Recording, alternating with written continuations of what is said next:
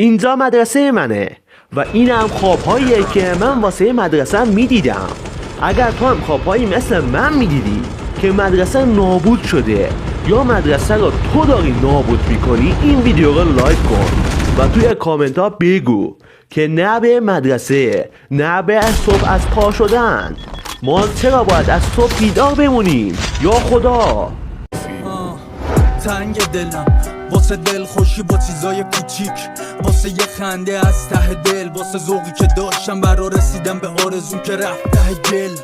واسه روزایی که از سر خوشی تا خرخره میکردیم از شب عید، واسه این که صبح از هر دهن گوشام خبرای بد نشنوه هی، حتی واسه اون که حرف زد و نمون سرش، منی که آدم ها خودشون نروندنش. اینجا پیرتره هر کس جوون تره، این بهار از پاییزم خزون تره، واسه فکری که با سندی آزاد نشد، دلی که با هر چی ساخت و آباد نشد، روزایی که